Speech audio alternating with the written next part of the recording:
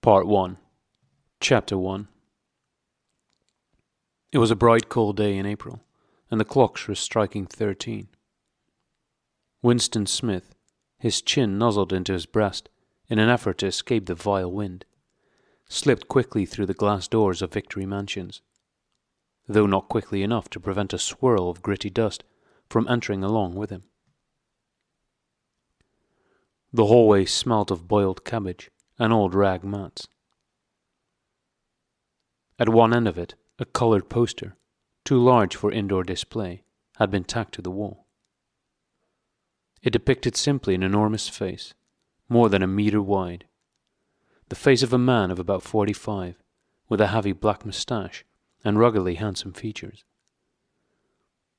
Winston made for the stairs. It was no use trying the lift. Even at the best of times it was seldom working, and at present the electric current was cut off during daylight hours. It was part of the economy drive in preparation for Hate Week. The flat was 7 flights up, and Winston, who was 39 and had a varicose ulcer above his right ankle, went slowly, resting several times on the way. On each landing, opposite the lift shaft, the poster with the enormous face gazed from the wall. It was one of those pictures which are so contrived that the eyes follow you about when you move. "Big Brother is watching you," the caption beneath it ran. Inside the flat, a fruity voice was reading out a list of figures which had something to do with the production of pig iron. The voice came from an oblong metal plaque, like a dulled mirror, which formed part of the surface of the right-hand wall. Winston turned a switch, and the voice sank somewhat, though the words were still distinguishable. The instrument, the telescreen it was called, could be dimmed, but there was no way of shutting it off completely. He moved over to the window. A smallish, frail figure, the meagreness of his body merely emphasized by the blue overalls, which were the uniform of the party. His hair was very fair, his face naturally sanguine, his skin roughened by coarse soap and blunt razor blades, and the cold of the winter that had just ended. Outside, even through the shut window pane, the world looked cold. Down in the street, little eddies of wind were whirling dust and torn paper into spirals, and though the sun was shining and the sky a harsh blue, there seemed to be no colour in anything, except the posters that were plastered everywhere. The black mustachioed face gazed down from every commanding corner. There was one on the house front immediately opposite. "Big Brother is watching you," the caption said, while the dark eyes looked deep into Winston's own. Down at street level another poster, torn at one corner, flapped fitfully in the wind, alternately covering and uncovering the single word, "Ingsoc." In the far distance, a helicopter skimmed down between the roofs, hovered for an instant like a bluebottle, and darted away again with a curving flight. It was the police patrol, snooping into people's windows. The patrols did not matter, however. Only the thought police mattered. Behind Winston's back, the voice from the telescreen was still babbling away about pig iron and the overfulfillment of the 9th 3-year plan. The telescreen received and transmitted simultaneously. Any sound that Winston made, above the level of a very low whisper, would be picked up by it. Moreover, so long as he remained within the field of vision which the metal plaque commanded, he could be seen as well as heard. There was of course no way of knowing whether you were being watched at any given moment. How often, or on what system, the thought police plugged in, on any individual wire, was guesswork. It was even conceivable that they watched everybody all the time. But at any rate, they could plug in your wire whenever they wanted to. You had to live, did live, from habit that became instinct, in the assumption that every sound you made was overheard, and, except in darkness, every movement scrutinized. Winston kept his back turned to the telescreen. It was safer, though, as he well knew, even a back can be revealing. A kilometre away, the Ministry of Truth, his place of work, towered vast and white above the grimy landscape. This, he thought with a sort of vague distaste. This was London, chief city of Airstrip 1, itself the third most populous of the provinces of Oceania. He tried to squeeze out some childhood memory that should tell him whether London had always been quite like this. Were there always vistas of rotting 19th century houses, their sides shored up with balks of timber, their windows patched with cardboard, and their roofs with corrugated iron, their crazy garden walls sagging in all directions? And the bombed sites where the plaster dust swirled in the air, and the willow herbs straggled over the heaps of rubble, and the places where the bombs had cleared a larger patch, and there had sprung up sordid colonies of wooden dwellings like chicken houses. But it was no use. He could not remember. Nothing remained of his childhood except a series of bright-lit tableaux, occurring against no background and mostly unintelligible. The Ministry of Truth, Mini-True in Newspeak, was startlingly different from any other object in sight.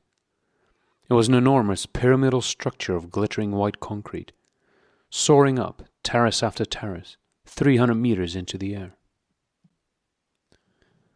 From where Winston stood, it was just possible to read, picked out on its white face in elegant lettering, the three slogans of the party. War is peace. Freedom is slavery. Ignorance is strength.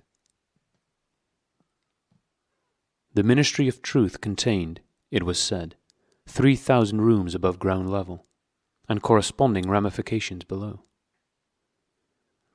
Scattered about London, there were just 3 other buildings of similar appearance and size. So completely did they dwarf the surrounding architecture that from the roof of Victory Mansions you could see all 4 of them simultaneously. They were the homes of the 4 ministries between which the entire apparatus of government was divided.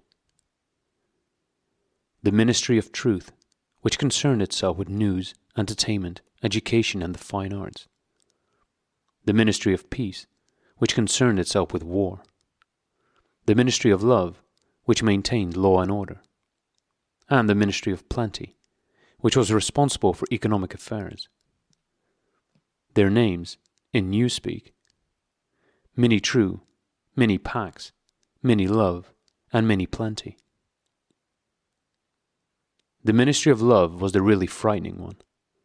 There were no windows in it at all. Winston had never been inside the Ministry of Love, nor within half a kilometre of it. It was a place impossible to enter except on official business, and then only by penetrating through a maze of barbed wire entanglements, steel doors, and hidden machine-gun nests. Even the streets leading up to its outer barriers were roamed by gorilla-faced guards in black uniforms, armed with jointed truncheons. Winston turned round abruptly. He had set his features into the expression of quiet optimism, which it was advisable to wear when facing the telescreen. He crossed the room into the tiny kitchen. By leaving the ministry at this time of day, he had sacrificed his lunch in the canteen, and he was aware that there was no food in the kitchen except a hunk of dark-coloured bread, which had got to be saved for tomorrow's breakfast. He took down from the shelf a bottle of colourless liquid with a plain white label marked Victory Gin. It gave off a sickly, oily smell, as of Chinese rice spirit. Winston poured out nearly a teacupful, nerved himself for a shock, and gulped it down like a dose of medicine. Instantly his face turned scarlet, and the water ran out of his eyes. The stuff was like nitric acid, and moreover, in swallowing it, one had the sensation of being hit on the back of the head with a rubber club, The next moment, however, the burning in his belly died down, and the world began to look more cheerful. He took a cigarette from a crumpled packet marked Victory Cigarettes, and incautiously held it upright, whereupon the tobacco fell out onto the floor. With the next, he was more successful. He went back to the living room and sat down at a small table that stood to the left of the telescreen. From the table drawer, he took out a pen holder, a ball of ink, and a thick, quarto-sized blank book with a red back and a marbled cover. For some reason, the telescreen in the living room was in an unusual position. Instead of being placed, as was normal, in the end wall, where it could command the whole room, it was in the longer wall, opposite the window.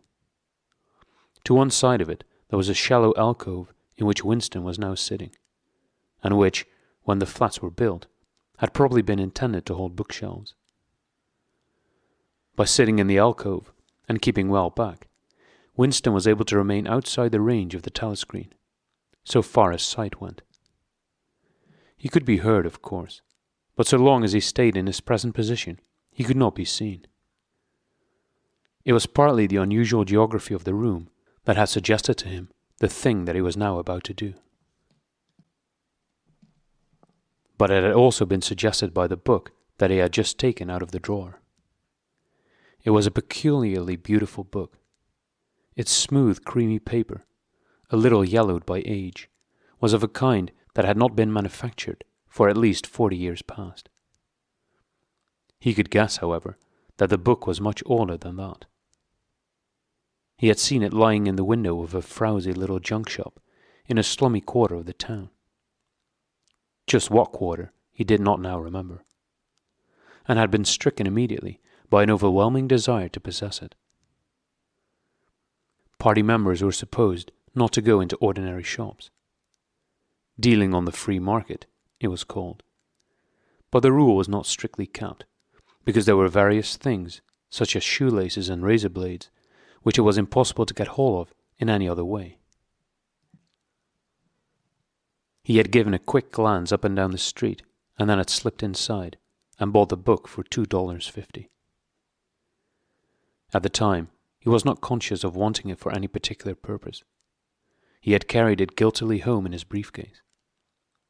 Even with nothing written in it, it was a compromising possession. The thing that he was about to do was to open a diary. This was not illegal. Nothing was illegal, since there were no longer any laws. But if detected, it was reasonably certain that it would be punished by death, or at least by 25 years in a forced labor camp. Winston fitted a nib into the pen holder and sucked it to get the grease off. The pen was an archaic instrument, seldom used even for signatures, and he had procured one, furtively and with some difficulty, simply because of a feeling that the beautiful creamy paper deserved to be written on with a real nib instead of being scratched with an ink pencil. Actually, he was not used to writing by hand. Apart from very short notes, it was usual to dictate everything into the speak-write, which was of course impossible for his present purpose. He dipped the pen into the ink, and then faltered for just a second. A tremor had gone through his bowels. To mark the paper was the decisive act. In small, clumsy letters, he wrote, April 4th, 1984. He sat back. A sense of complete helplessness had descended upon him. To begin with, he did not know with any certainty that this was 1984. It must be round about that date, since he was fairly sure that his age was 39, and he believed that he had been born in 1944 or 1945. But it was never possible nowadays to pin down any date within a year or two. For whom, it suddenly occurred to him to wonder, was he writing this diary? For the future, for the unborn. His mind hovered for a moment round the doubtful date on the page, and then fetched up with a bump against the newspeak word, doublethink. For the first time, the magnitude of what he had undertaken came home to him. How could you communicate with the future?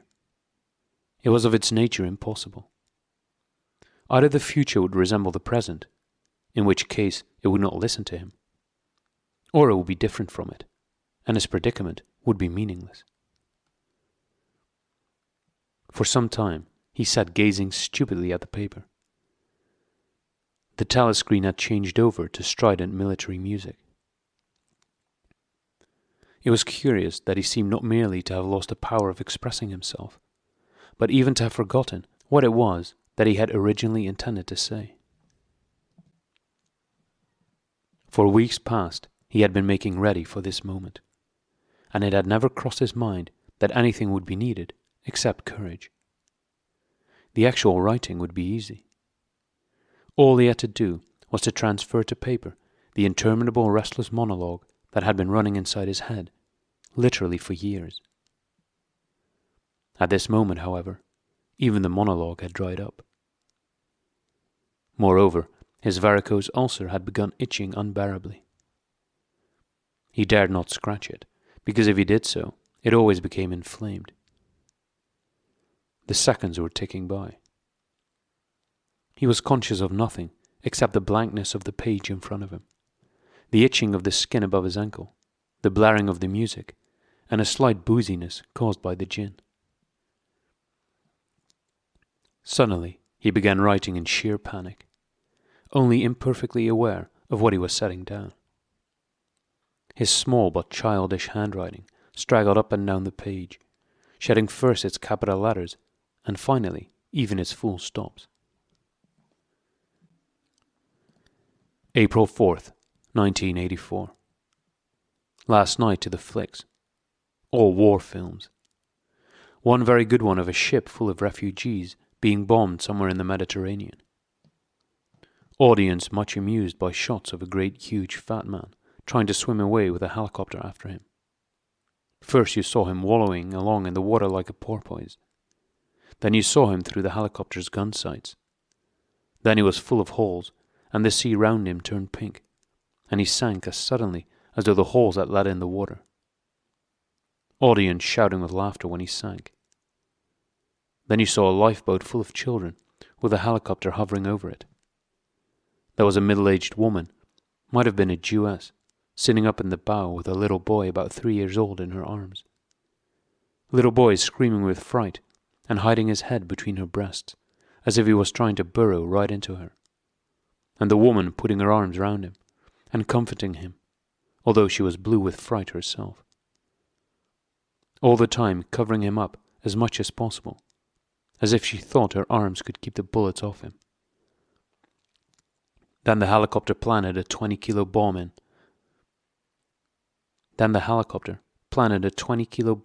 in. Among them.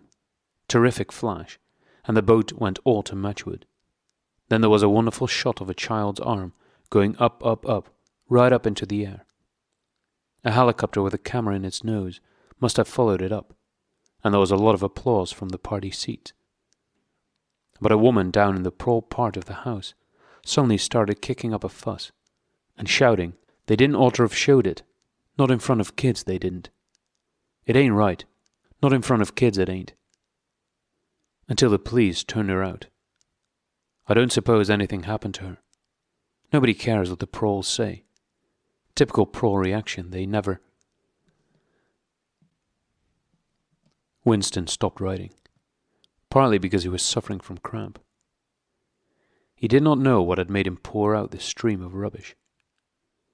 But the curious thing was that while he was doing so, a totally different memory had clarified itself in his mind, to the point where he almost felt equal to writing it down. It was, he now realized, because of this other incident that he had suddenly decided to come home and begin the diary today. It had happened that morning at the ministry, if anything so nebulous could be said to happen. It was nearly 1100, and in the records department, where Winston worked, they were dragging the chairs out of the cubicles and grouping them in the center of the hall, opposite the big telescreen, in preparation for the 2 minutes hate. Winston was just taking his place in one of the middle rows when two people whom he knew by sight, but had never spoken to, came unexpectedly into the room. One of them was a girl whom he often passed in the corridors.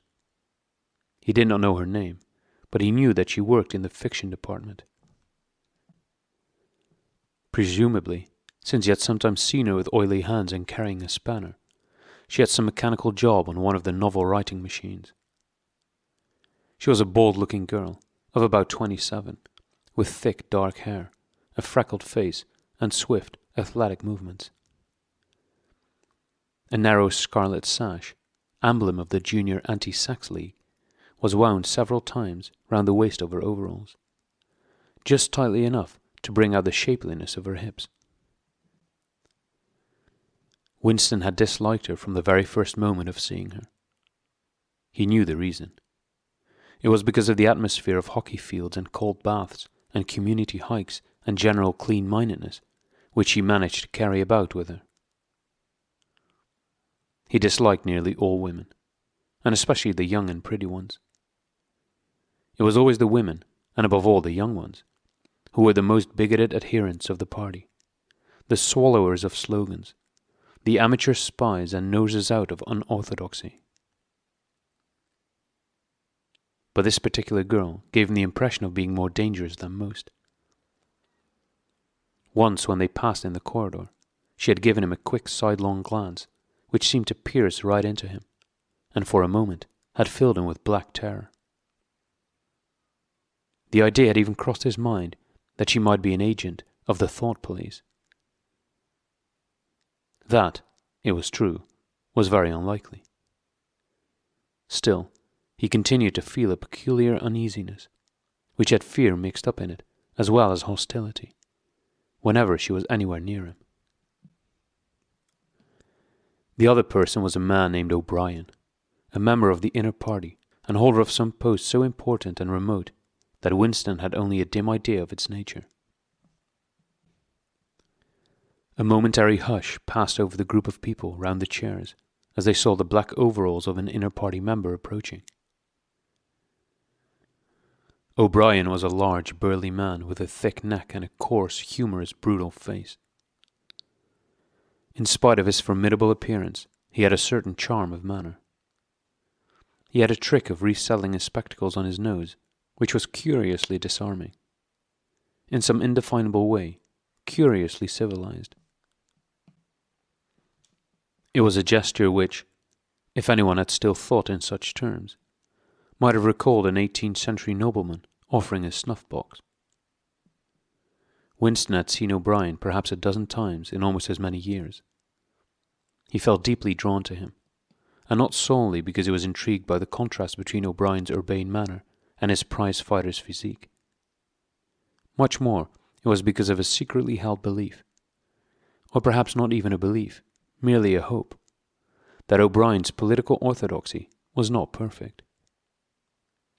Something in his face suggested it irresistibly. And again, perhaps it was not even unorthodoxy that was written in his face, but simply intelligence. But at any rate, he had the appearance of being a person that you could talk to, if somehow you could cheat the telescreen and get him alone. Winston had never made the smallest effort to verify this guess. Indeed, there was no way of doing so. At this moment, O'Brien glanced at his wristwatch, saw that it was nearly 1100, and evidently decided to stay in the records department until the 2 minutes hate was over. He took a chair in the same row as Winston, a couple of places away. A small, sandy-haired woman who worked in the next cubicle to Winston was between him. The girl with dark hair was sitting immediately behind. The next moment, a hideous, grinding screech, as of some monstrous machine running without oil, burst from the big telescreen at the end of the room. It was a noise that set one's teeth on edge and bristled the hair at the back of one's neck. The hate had started. As usual, the face of Emmanuel Goldstein, the enemy of the people, had flashed onto the screen. There were hisses here and there among the audience. The little sandy-haired woman gave a squeak of mingled fear and disgust. Goldstein was the renegade and backslider who once, long ago, how long ago, nobody quite remembered, had been one of the leading figures of the party, almost on a level with Big Brother himself, and then had engaged in counter-revolutionary activities, had been condemned to death, and had mysteriously escaped and disappeared. The programs of the 2 Minutes Hate varied from day to day, but there was none in which Goldstein was not the principal figure. He was the primal traitor, the earliest defiler of the party's purity. All subsequent crimes against the party, all treacheries, acts of sabotage, heresies, deviations, sprang directly out of his teaching. Somewhere or other he was still alive and hatching his conspiracies. Perhaps somewhere beyond the sea, under the protection of his foreign paymasters. Perhaps even, so it was occasionally rumoured, in some hiding place in Oceania itself. Winston's diaphragm was constricted. He could never see the face of Goldstein without a painful mixture of emotions.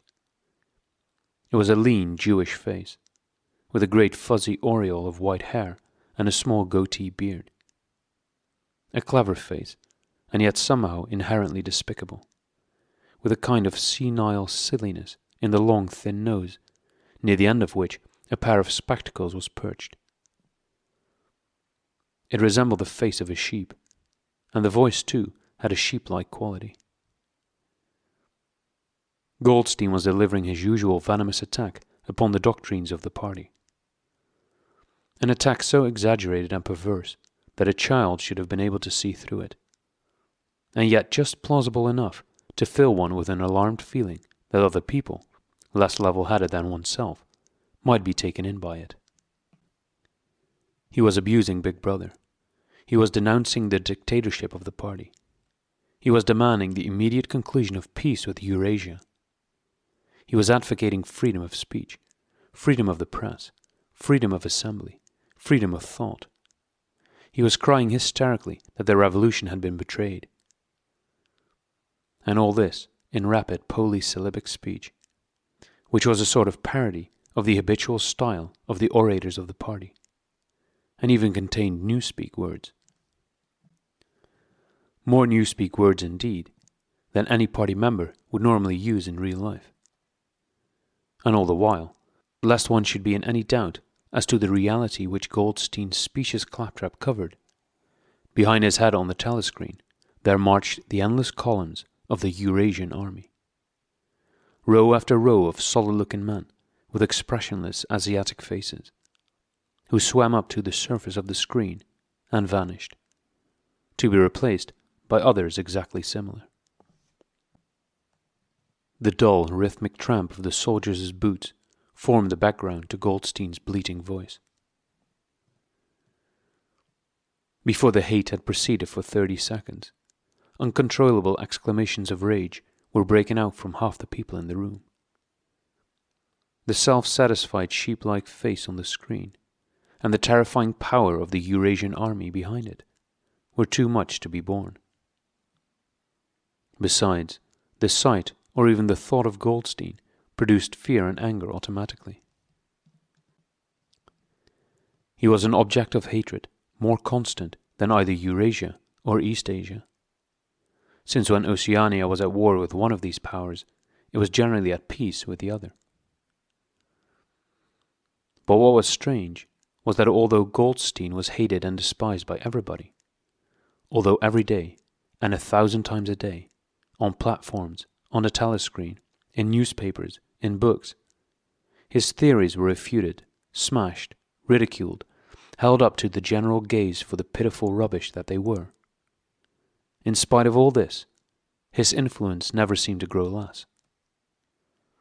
Always there were fresh dupes waiting to be seduced by him.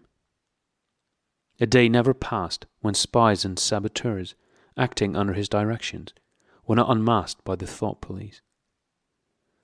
He was the commander of a vast, shadowy army, an underground network of conspirators dedicated to the overthrow of the state.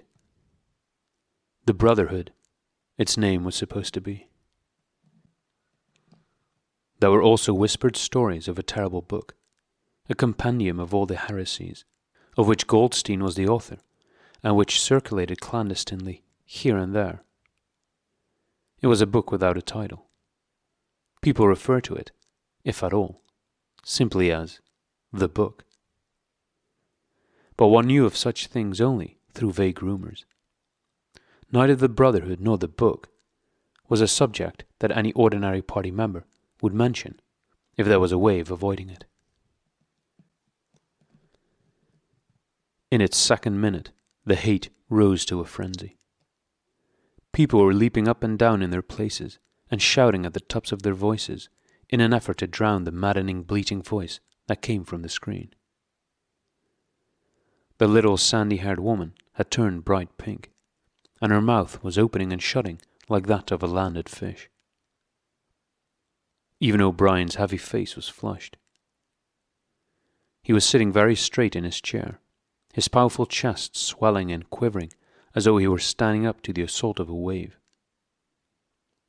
The dark-haired girl behind Winston had begun crying out, "Swine! Swine! Swine!" And suddenly she picked up a heavy Newspeak dictionary and flung it at the screen. It struck Goldstein's nose and bounced off. The voice continued inexorably. In a lucid moment, Winston found that he was shouting with the others, and kicking his heel violently against a rung of his chair. The horrible thing about the 2 minutes' hate was not that one was obliged to act a part, but that it was impossible to avoid joining in. Within 30 seconds, any pretense was always unnecessary. A hideous ecstasy of fear and vindictiveness, a desire to kill, to torture, to smash faces in with a sledgehammer, seemed to flow through the whole group of people like an electric current, turning one even against one's will into a grimacing, screaming lunatic. And yet the rage that one felt was an abstract, undirected emotion which could be switched from one object to another, like the flame of a blow lamp. Thus, at one moment, Winston's hatred was not turned against Goldstein at all, but, on the contrary, against Big Brother, the party, and the thought police. And at such moments, his heart went out to the lonely, derided heretic on the screen, sole guardian of truth and sanity in a world of lies. And yet the very next instant, he was at one with the people about him, and all that was said of Goldstein seemed to him to be true.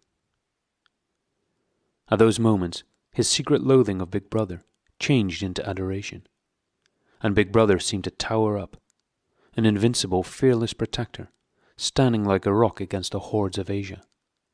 And Goldstein, in spite of his isolation, his helplessness and the doubt that hung about his very existence, seemed like some sinister enchanter, capable by the mere power of his voice of wrecking the structure of civilization. It was even possible, at moments, to switch one's hatred this way or that by a voluntary act. Suddenly, by the sort of violent effort with which one wrenches one's head away from the pillow in a nightmare, Winston succeeded in transferring his hatred from the face on the screen to the dark-haired girl behind him. Vivid, beautiful hallucinations flashed through his mind. He would flog her to death with a rubber truncheon. He would tie her naked to a stake and shoot her full of arrows like Saint Sebastian. He would ravish her and cut her throat at the moment of climax. Better than before, moreover, he realized why it was that he hated her. He hated her because she was young and pretty and sexless, because he wanted to go to bed with her and would never do so, because around her sweet supple waist, which seemed to ask you to encircle it with your arm, there was only the odious scarlet sash, aggressive symbol of chastity. The hate rose to its climax. The voice of Goldstein had become an actual sheep's bleat, and for an instant the face changed into that of a sheep. Then the sheep face melted into the figure of a Eurasian soldier, who seemed to be advancing, huge and terrible, his submachine gun roaring, and seeming to spring out of the surface of the screen, so that some of the people in the front row actually flinched backwards in their seats. But in the same moment, drawing a deep sigh of relief from everybody, the hostile figure melted into the face of Big Brother. Black-haired, black-mustachioed, full of power and mysterious calm, and so vast that it almost filled up the screen. Nobody heard what Big Brother was saying. It was merely a few words of encouragement, the sort of words that are uttered in the din of battle, not distinguishable individually, but restoring confidence by the fact of being spoken. Then the face of Big Brother faded away again, and instead the three slogans of the party stood out in bold capitals. War is peace. Freedom is slavery. Ignorance is strength. But the face of Big Brother seemed to persist for several seconds on the screen, as though the impact that it had made on everyone's eyeballs was too vivid to wear off immediately. The little sandy-haired woman had flung herself forward over the back of the chair in front of her. With a tremulous murmur that sounded like, "My Saviour," she extended her arms towards the screen. Then she buried her face in her hands. It was apparent that she was uttering a prayer. At this moment, the entire group of people broke into a deep, slow, rhythmical chant of "B.B., B.B., B.B." over and over again, very slowly, with a long pause between the first B and the second. A heavy, murmurous sound, somehow curiously savage, in the background of which one seemed to hear the stamp of naked feet and the throbbing of tom-toms. For perhaps as much as 30 seconds they kept it up. It was a refrain that was often heard in moments of overwhelming emotion. Partly, it was a sort of hymn to the wisdom and majesty of Big Brother. But still more, it was an act of self-hypnosis, a deliberate drowning of consciousness by means of rhythmic noise. Winston's entrails seemed to grow cold. In the 2 minutes' hate, he could not help sharing in the general delirium. But this subhuman chanting of "B.B., B.B." always filled him with horror. Of course he chanted with the rest. It was impossible to do otherwise. To dissemble your feelings, to control your face, to do what everyone else was doing, was an instinctive reaction. But there was a space of a couple of seconds during which the expression in his eyes might conceivably have betrayed him. And it was exactly at this moment that the significant thing happened, if, indeed, it did happen. Momentarily, he caught O'Brien's eye. O'Brien had stood up. He had taken off his spectacles and was in the act of resettling them on his nose with his characteristic gesture. But there was a fraction of a second when their eyes met, and for as long as it took to happen, Winston knew, yes, he knew, that O'Brien was thinking the same thing as himself. An unmistakable message had passed. It was as though their two minds had opened, and the thoughts were flowing from one into the other through their eyes. "I am with you," O'Brien seemed to be saying to him. "I know precisely what you are feeling. I know all about your contempt, your hatred, your disgust. But don't worry, I am on your side." And then the flash of intelligence was gone, and O'Brien's face was as inscrutable as everybody else's. That was all, and he was already uncertain whether it had happened. Such incidents never had any sequel. All that they did was to keep alive in him the belief, or hope, that others beside himself were the enemies of the party. Perhaps the rumours of vast underground conspiracies were true after all. Perhaps the Brotherhood really existed. It was impossible, in spite of the endless arrests and confessions and executions, to be sure that the Brotherhood was not simply a myth. Some days he believed in it, some days not. There was no evidence, only fleeting glimpses that might mean anything or nothing. Snatches of overheard conversation, faint scribbles on lavatory walls. Once, even, when two strangers met, a small movement of the hands which had looked as though it might be a signal of recognition. It was all guesswork. Very likely he had imagined everything. He had gone back to his cubicle without looking at O'Brien again. The idea of following up their momentary contact hardly crossed his mind. It would have been inconceivably dangerous even if he had known how to set about doing it. For a second, 2 seconds, they had exchanged an equivocal glance, and that was the end of the story. But even that was a memorable event in the locked loneliness in which one had to live. Winston roused himself and sat up straighter.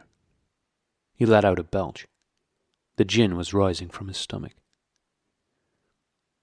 His eyes refocused on the page. He discovered that while he sat helplessly musing, he had also been writing, as though by automatic action. And it was no longer the same cramped, awkward handwriting as before. His pen had slid voluptuously over the smooth paper, printing in large, neat capitals, "Down with Big Brother, down with Big Brother, down with Big Brother, down with Big Brother, down with Big Brother," over and over again, filling half a page. He could not help feeling a twinge of panic. It was absurd, since the writing of those particular words was not more dangerous than the initial act of opening the diary. But for a moment he was tempted to tear out the spoiled pages and abandon the enterprise altogether. He did not do so, however, because he knew that it was useless. Whether he wrote "Down with Big Brother," or whether he refrained from writing it, made no difference.